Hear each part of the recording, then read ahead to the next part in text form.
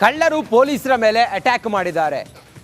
ಕಲ್ಲಿನಿಂದ ಅಟ್ಯಾಕ್ ಮಾಡಿದ್ದಾರೆ. ಪೊಲೀಸರಿಗೆ ಕಲ್ಲಿನಿಂದ ಅಟ್ಯಾಕ್ ಮಾಡಿ ಎಸ್ಕೇಪ್ ಆಗೋದಕ್ಕೆ ಪ್ರಯತ್ನ ಪಟ್ಟಿದ್ದಾರೆ ಕಳ್ಳರು.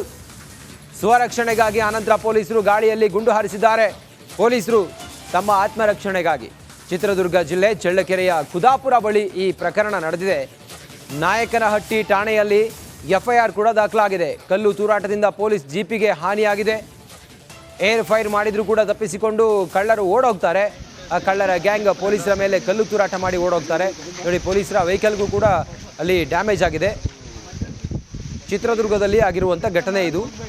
ಇನ್ನಷ್ಟು ಮಾಹಿತಿಯೊಂದಿಗೆ ನಮ್ಮ ಚಿತ್ರದುರ್ಗದ ಪ್ರತಿನಿಧಿ ವೀರೇಶ್ ಈಗ ಸಂಪರ್ಕದಲ್ಲಿದ್ದಾರೆ. ವೀರೇಶ್, ಆ ಕಳ್ಳರನ್ನ ಪೊಲೀಸರು ಯಾವ ಕಡೆ ಕರ್ಕೊಂಡು ಹೋಗ್ತಾ ಇದ್ರು? ಎಷ್ಟು ಜನ ಕಳ್ಳರಿದ್ರು? ಪೊಲೀಸರಿಗೆ ಏನಾಗಿದೆ? ಈಗ ಹೇಗಿದ್ದಾರೆ ಪೊಲೀಸರು? ಅವ್ರ ಪರಿಸ್ಥಿತಿ ಹೆಂಗಿದೆ? ಏನಂದ್ರೆ ತಡರಾತ್ರಿಯಲ್ಲಿ ಕಳ್ತಾನಕ್ಕೆ ಅಂತ ಹೇಳ್ಬಿಟ್ಟು ಆಂಧ್ರ ಮೂಲದಿಂದ ಒಂದು ಬುಲರ ವೆಹಿಕಲ್ ಅಲ್ಲಿ ಚಿತ್ರದುರ್ಗದ ನಾಯಕನಹಟ್ಟಿ ಲಿಮಿಟ್ಸ್ ಬಂದಿರ್ತಾರೆ. ಇದನ್ನು ಪೊಲೀಸರು ತಪಾಸಣೆ ಅಂದ್ರೆ ನೈಟ್ ಬಿಟ್ಸ್ ಅಲ್ಲಿ ಇದ್ದಂತಹ ಪೊಲೀಸರು ತಪಾಸಣೆ ಮಾಡ್ಬೇಕಂತ ಹೇಳ್ಬಿಟ್ಟು ಅಡ್ಡ ಆಗ್ತಾರೆ. ಆದ್ರೆ ಆ ಬುಲೆರ ವಾಹನ ಯಾವುದೇ ರೀತಿಯಲ್ಲಿ ಪೊಲೀಸರಿಗೆ ಸ್ಪಂದಿಸದೆ ಪೊಲೀಸರನ್ನ ದಾಟಿ ಹೋಗ್ತಾರೆ. ಆ ಕ್ಷಣದಲ್ಲಿ ತಕ್ಷಣಕ್ಕೆ ಏನು ಮಾಹಿತಿನ ನಾಯಕನಹಟ್ಟಿ PSI ಆದ ಶಿವಕುಮಾರ್ ಅವರಿಗೆ ವಾಕಿ ಮೂಲಕ ತಿಳಿಸ್ತಾರೆ. ವಾಕಿ ಮೂಲಕ ಅಲರ್ಟ್ ಆದಂತ PSI ಶಿವಕುಮಾರ್ ನೇತೃತ್ವದಲ್ಲಿ ಜೀಪ್ ಬುಲೆರ ವಾಹನವನ್ನು ಜೀಪ್ ಮೂಲಕ ಚೇಜಿಂಗ್ ಮಾಡ್ತಾರೆ. ಚೇಜಿಂಗ್ ಮಾಡುವಂತಹ ಸಂದರ್ಭದಲ್ಲಿ ಸಾಕಷ್ಟು ಅವರು ಅಲ್ಲಿ ಸುಮಾರು 1 ಗಂಟೆಗೂ ಹೆಚ್ಚು ಕಾಲ ಆ ಬುಲೆರ ವಾಹನದ ಹಿಂದೆ ಏನು ಪೊಲೀಸರು ಚೇಂಜ್ ಮಾಡ್ತಾರೆ. ಆದ್ರೆ ಬಂದಿತ್ತಂತ ಕಳ್ಳರ ವೆಹಿಕಲ್ ಏನಿದೆ ಆ ವೆಹಿಕಲ್ ಬೇರೆ ರೂಟ್ಗಳಲ್ಲಿ ಹೋದಾಗ ಆ ರೂಟ್ ಏನಾದಿರುತ್ತೆ ಅಂದ್ರೆ ಆ ಲಿಮಿಟ್ಸ್ ನಲ್ಲಿ ಇದ್ದಂತಹ ಶಿವಕುಮಾರ್ PSIಗೆ ಯಾವ ವೆಹಿಕಲ್ ಯಾವ ರಸ್ತೆಯಲ್ಲಿ ಹೋದ್ರೆ ಎಲ್ಲಿಗೆ ಎಂಟ್ರಿ ಆಗುತ್ತೆ ಅಂತ ಗಮನ ಹರಿಸಿ ಅದನ್ನ ಏನು DRDO ಬಳಿ ಇರುವಂತಹ ಕುದಾಪುರ ಗೇಟ್ ಬಳಿ ಏನು ವೆಹಿಕಲ್ ಕಾಯ್ತಿದ್ದಾರೆ ಅದೇ ರೀತಿಯಲ್ಲಿ ಪಾಸ್ ಆಗುತ್ತೆ. ತಕ್ಷಣಕ್ಕೆ ಏನಂದ್ರೆ ಅಲ್ಲಿನ ಪೊಲೀಸರು ಏನಂದ್ರೆ ಆ ವೆಹಿಕಲ್ ನಲ್ಲಿ ಕಲ್ಲುಗಳನ್ನ ತಂದಿಟ್ಕೊಂಡಿರ್ತಾರೆ. ಆ ಕಲ್ಲುಗಳನ್ನ ಪೊಲೀಸ್ ವೆಹಿಕಲ್ ಮೇಲೆ ದಾಳಿ ಮಾಡಿದಂತಹ ಸಂದರ್ಭದಲ್ಲಿ PSI ಶಿವಕುಮಾರ್ ಸುಮಾರು 7 ರೌಂಡ್ ಫೈರಿಂಗ್ ಅನ್ನು ಏನು ಗಾಳಿಯಲ್ಲಿ ಗುಂಡನ್ನು ಹಾರಿಸ್ತಾರೆ. Ranjith. Okay Veeresh, thank you ಮಾಹಿತಿಗಾಗಿ. ರೇಣುಕಾಸ್ವಾಮಿ ಹತ್ಯೆ ಪ್ರಕರಣದಲ್ಲಿ ಡೆವಿಲ್ ಗ್ಯಾಂಗ್ ಜೈಲು ಸೇರಿ 1 ತಿಂಗಳಾಯಿತು. ಒಂದೆಡೆ ಮನೆ ಊಟ ಸಿಗದೆ ಸಾರಥಿ ಸೊರಗಿದ್ರೆ, ಮತ್ತೊಂದು ಕಡೆ ಡಿ ಗ್ಯಾಂಗ್ ವಿರುದ್ಧ ಮತ್ತಷ್ಟು ಸಾಕ್ಷ್ಯಗಳನ್ನು ಸಂಗ್ರಹಿಸಲು ಕಾಕಿ ಈಗ ಮುಂದಾಗಿದೆ. ಈ ಕುರಿತಾಗಿ ಒಂದು ವರದಿ ಇದೆ, ನೋಡೋಣ ಬನ್ನಿ.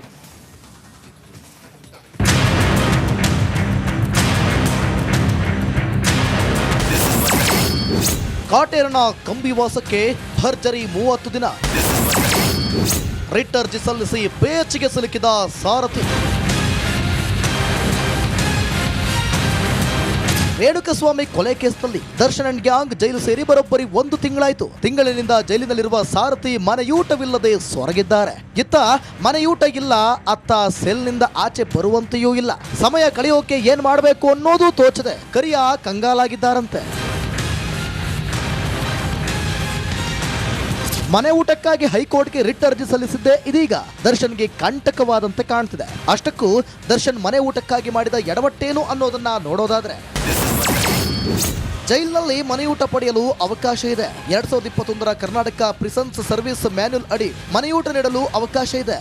ಆದ್ರೆ ಮೊದಲು ಕಾರಾಗೃಹಗಳ ಐಜಿಗೆ ಮನವಿ ಮಾಡಬೇಕು ಅಥವಾ ಮ್ಯಾಜಿಸ್ಟ್ರೇಟ್ ಕೋರ್ಟ್ಗೆ ಮನವಿ ಮಾಡಬೇಕು. ಆದ್ರೆ ದರ್ಶನ್ ಪರ ವಕೀಲರು ಏಕಾಏಕಿ ಹೈಕೋರ್ಟ್ಗೆ ಅರ್ಜಿ ಸಲ್ಲಿಸಿದ್ರು. ಹೀಗಾಗಿ ತಪ್ಪು ಕಾನೂನು ಕ್ರಮವೇ ದರ್ಶನ್ ಮನೆ ಊಟಕ್ಕೆ ಕಂಟಕವಾದಂತಿದೆ. ನಕಲಿ ಸಿಮ್ ಬಳಸಿ ಅಖಾಡಕ್ಕಿಳಿದ ಖಾಕಿ.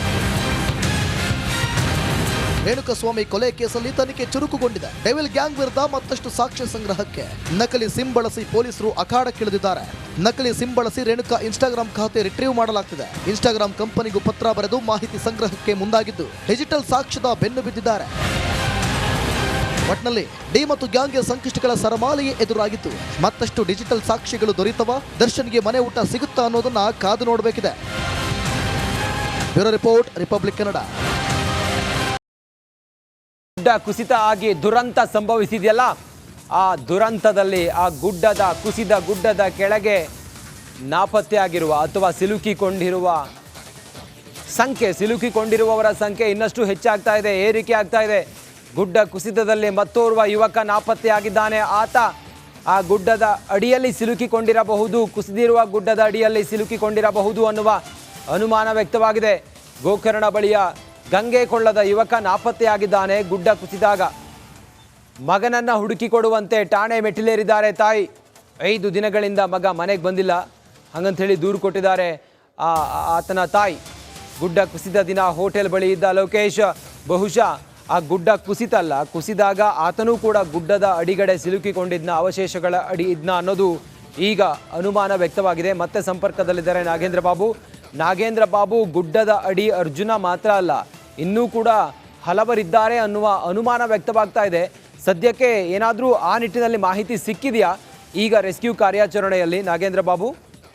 ರಂಜಿತ್ ನೋಡಿ, ನಿನ್ನೆ ರಿಪಬ್ಲಿಕ್ ಕನ್ನಡಕ್ಕೆ ಸಚಿವರಾಗಿರುವಂತ ಕೃಷ್ಣ ಬೈರೇಗೌಡರು ರಾತ್ರಿ 11 ಗಂಟೆ ಸುಮಾರಿಗೆ ಸ್ಥಳಕ್ಕೆ ಭೇಟಿ ಕೊಟ್ಟು ಮಾತನಾಡುವಂತ ಸಂದರ್ಭದಲ್ಲಿ ಅವರು ಒಂದು ಮಾತನ್ನ ಹೇಳಿದ್ರು. ಆ ಮಾತಿನಂತೆ ಅಂದ್ರೆ ಕೇವಲ ಅರ್ಜುನ್ ಅಷ್ಟೇ ಅಲ್ಲ, ಅರ್ಜುನ್ ಜೊತೆಯಲ್ಲಿ ನಾವು ನಮ್ಮ ಸ್ಥಳೀಯರು ಇನ್ನಿಬ್ರು ನಾಪತ್ತೆ ಆಗಿದ್ದಾರೆ ಅನ್ನುವ ಮಾಹಿತಿ ಇದೆ. ಅವರಿಗೋಸ್ಕರನೂ ಕೂಡ ನಾವು ಹುಡುಕಾಟವನ್ನ ಮುಂದುವರೆಸಿದ್ದೀವಿ ಅನ್ನುವ ಮಾತನ್ನ ನಿನ್ನೆ ರಾತ್ರಿ ಆ ಒಂದು ವಿಚಾರವನ್ನ ಸಚಿವ ಕೃಷ್ಣ ಬೈರೇಗೌಡ ಅವರು ರಿಪಬ್ಲಿಕ್ ಕನ್ನಡಕ್ಕೆ ಸ್ಪಷ್ಟನೆಯನ್ನ ಕೊಟ್ಟಿದ್ರು. ಈಗ 5 ದಿನಗಳಿಂದ ಮಗ ಕಾಣ್ತಾ ಇಲ್ಲ ಅಂತೇಳಿ ಲೋಕೇಶ್ ಅನ್ನುವ ಯುವಕನ ತಾಯಿ ಕಂಪ್ಲೇಂಟ್ ಅನ್ನ ಕೊಟ್ಟಿದ್ದಾರೆ. ಅಷ್ಟೇ ಅಲ್ಲದೆ ಆ ಲೋಕೇಶ್ ಟೀ ಅಂಗಡಿ ಬಳಿ ಇದ್ದ ಅನ್ನುವ ಮಾಹಿತಿಯನ್ನ ಒಬ್ಬ ನಿರ್ವಾಹಕರು ಅದಕ್ಕೆ ಸಂಬಂಧಪಟ್ಟಂತೆ ಮಾಹಿತಿಯನ್ನ ಕೂಡ ಹಂಚಿಕೊಂಡಿದ್ದಾರೆ. ಹಾಗಾಗಿ ಎಲ್ಲಿ ಹೋಗಿರ್ಬೋದು, ಎಲ್ಲಿ ನಾಪತ್ತೆ ಆಗಿರ್ಬೋದು ಅಂತ ಹೇಳಿ ಆ ಒಂದು ಮಾಹಿತಿಯನ್ನ ಆಧರಿಸಿ ಸಾಕಷ್ಟು ಹುಡುಕಾಟವನ್ನು ನಡೆಸಲಾಗ್ತಾ ಇದೆ. ಜೊತೆಗೆ ಒಂದು ಕಡೆ ಮಳೆ ದಿನೇ ದಿನೇ ಹೆಚ್ಚಾಗ್ತಾ ಇರುವಂತ ಹಿನ್ನೆಲೆಯಲ್ಲಿ ಆ ಒಂದು ರಕ್ಷಣಾ ಕಾರ್ಯಾಚರಣೆಗೂ ಕೂಡ ಎಲ್ಲೋ ಒಂದ್ ಕಡೆ ಅಡ್ಡಿ ಆಗ್ತಾ ಇದೆ. ಈಗ ಸ್ಥಳದಲ್ಲಿ ಒಂದ್ ರೀತಿಯಲ್ಲಿ ಮಳೆ ಆರ್ಭಟ ಹೆಚ್ಚಾಗಿದೆ. ಸದ್ಯಕ್ಕೆ ಒಂದ್ ರೀತಿಯಲ್ಲಿ ಗಂಗಾವಳಿ ನದಿಯಲ್ಲಿ ಏನು ಆಪರೇಷನ್ ಅನ್ನ ಅಂದ್ರೆ ರೆಸ್ಕ್ಯೂ ಆಪರೇಷನ್ ಅನ್ನ ಮಾಡಲಾಗ್ತಾ ಅಂದ್ರೆ ಹುಡುಕಾಟವನ್ನು ನಡೆಸಲಾಗ್ತಾ ಇತ್ತು, ಅದನ್ನ ಈಗ ತಾತ್ಕಾಲಿಕವಾಗಿ ಸ್ಥಗಿತಗೊಳಿಸಲಾಗ್ತದೆ. ಯಾಕಂದ್ರೆ ಮಳೆ ಹೆಚ್ಚಾದಂತೆ ನದಿ ಹರಿವಿನ ಪ್ರಮಾಣ ಕೂಡ ಹೆಚ್ಚಾಗ್ತಾ ಇರುವಂತ ಹಿನ್ನೆಲೆಯಲ್ಲಿ ಎಲ್ಲೋ ಒಂದ್ ಕಡೆ ನದಿಯಲ್ಲಿ ಹುಡುಕಾಟ ನಡೆಸೋದು ಒಂದ್ ರೀತಿಯಲ್ಲಿ ಕಷ್ಟ ಸಾಧ್ಯ ಆಗ್ತಾ ಇರುವಂತ ಹಿನ್ನೆಲೆಯಲ್ಲಿ ಸದ್ಯಕ್ಕೆ SDRF ತಂಡ ಹಾಗೂ ನೇವಿ ತಂಡವು ಕೂಡ ನದಿಯಲ್ಲಿ ಒಂದು ಹುಡುಕಾಟವನ್ನು ನಡೆಸೋದನ್ನ ತಾತ್ಕಾಲಿಕವಾಗಿ ಸ್ಥಗಿತಗೊಳಿಸಿದೆ. ಮತ್ತೊಂದು ಕಡೆ ಆರ್ಮಿ ತಂಡವು ಕೂಡ ಸ್ಥಳಕ್ಕೆ ಬಂದಿದ್ದು, ಆರ್ಮಿ ತಂಡಕ್ಕೆ ಒಟ್ಟು 3 ಇಲ್ಲಿ ನಾಪತ್ತೆ ಆಗಿದ್ದಾರೆ, ಅವರನ್ನ ಹುಡುಕಿ ಕೊಡಬೇಕು ಅನ್ನುವ ಮಾಹಿತಿಯನ್ನು ಕೂಡ ಅವರೊಂದಿಗೆ ಈಗ ಹಂಚಿಕೊಂಡಿದ್ದು, ಆ ಒಂದು ಆಧಾರದಲ್ಲಿ ಆರ್ಮಿ ತಂಡವು ಕೂಡ ಹುಡುಕಾಟವನ್ನ ಮುಂದುವರೆಸಿದ್ದಾರೆ. Ranjit. Okay, thank you Nagendra Babu ಮಾಹಿತಿಗಾಗಿ. ಮಳೆಯ ಅವಾಂತರಕ್ಕೆ ಕರುನಾಡು ಬೆಚ್ಚಿ ಬಿದ್ದಿದೆ.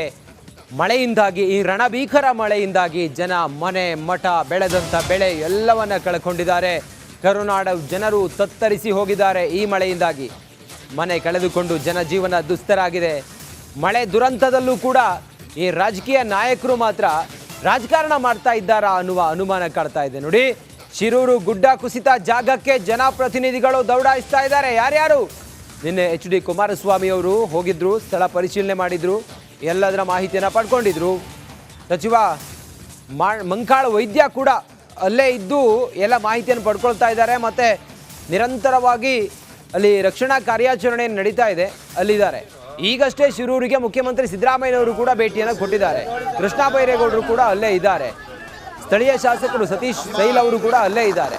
ಒಬ್ಬೊಬ್ಬರೇ ಅಲ್ಲಿ ಹೋಗ್ತಾ ಇದ್ದಾರೆ. ಒಂದು ಕಡೆಯಲ್ಲಿ ಜನ ತತ್ತರಿಸಿ ಹೋಗಿದ್ದಾರೆ ಮಳೆಯಿಂದಾಗಿ. ಆ ಶಿರೂರು ಆ ಭಾಗದಲ್ಲಿ ಗುಡ್ಡ ಕುಸಿತಾಗಿ ಜನರ ಜೀವ ಎಲ್ಲವೂ ಕೂಡ ಮಂಕಾಗಿ ಹೋಗಿದೆ. ಹೀಗೆಲ್ಲ ಇರುವಾಗ ಈ ರಾಜಕೀಯ ನಾಯಕರು ಒಬ್ಬೊಬ್ಬರಾಗಿ ಅಲ್ಲಿ ಹೋಗಿ ರಾಜಕಾರಣ ಮಾಡ್ತಾ ಇದ್ದಾರಾ ಅನ್ನೋದು ಈಗಿರುವಂಥ ಪ್ರಶ್ನೆ.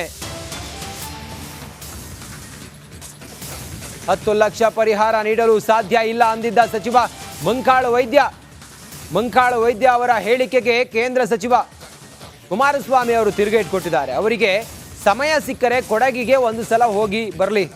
ಕೊಡಗಿನಲ್ಲಿ ಮಳೆ ಬಂದು ಏನೇನು ಅವಾಂತರ ಆಗಿತ್ತು, ಆಗ ನಾನೇ ಮುಖ್ಯಮಂತ್ರಿ ಆಗಿದ್ದಾಗ ನಾನು ಏನು ಮಾಡಿದೆ ಅನ್ನೋದನ್ನು ನೋಡ್ಕೊಂಡು ಬರಲಿ. ನನ್ನ ಕಾಲದಲ್ಲಿ 10 ಲಕ್ಷ ವೆಚ್ಚದಲ್ಲಿ ಮನೆಯನ್ನು ನಿರ್ಮಿಸಿದ್ದೇನೆ, 1 ಲಕ್ಷ ಪರಿಹಾರವನ್ನು ಕೊಟ್ಟಿದ್ದೇನೆ, 50,000 ದಿನಸಿ ಕೊಟ್ಟಿದ್ದೇವೆ, ಗೊತ್ತಿಲ್ಲದಿದ್ದರೆ ಹೋಗಿ ನೋಡ್ಕೊಂಡು ಬರಲಿ ಅಂತೇಳಿ ಹೇಳಿದ್ದಾರೆ ಕೇಂದ್ರ ಸಚಿವ HD ಕುಮಾರಸ್ವಾಮಿ.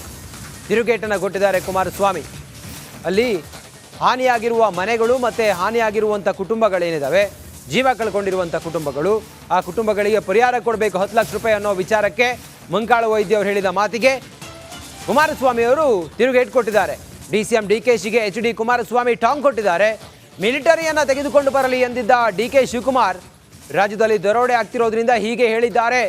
ಟೆರರಿಸ್ಟ್ ಆಕ್ಟಿವಿಟಿಗಿಂತಲೂ ದರೋಡೆ ಚೆನ್ನಾಗಿ ನಡೀತಾ ಇದೆ ಅನ್ನೋದ್ರ ಬಗ್ಗೆ ಎಲ್ಲ ಮಾತಾಡಿದ್ದಾರೆ HD ಕುಮಾರಸ್ವಾಮಿ.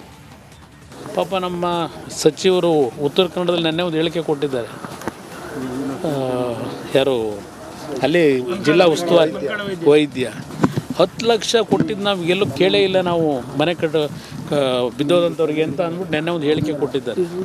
ಬಹುಶಃ ಅವ್ರಿಗೆ ಏನಾದರೂ ಸಮಯ ಸಿಕ್ಕಿದ್ರೆ ಕೊಡಗು ಹೋಗಿ ನನ್ನ ಕಾಲದಲ್ಲಿ ತೆಗೆದುಕೊಂಡು ನಿರ್ಧಾರ ಇದೆಯಲ್ಲ, 1,000 ಮನೆಗಳನ್ನು 10 ಲಕ್ಷ ರೂಪಾಯಿ ವೆಚ್ಚದಲ್ಲಿ ಕಟ್ಟಿರ್ತಕ್ಕಂಥದ್ದು ಅಷ್ಟೇ ಅಲ್ಲ, 1 ಲಕ್ಷ ರೂಪಾಯಿಗಳನ್ನು ಪರಿಹಾರ ಕೊಟ್ಟಿದ್ದೇವೆ.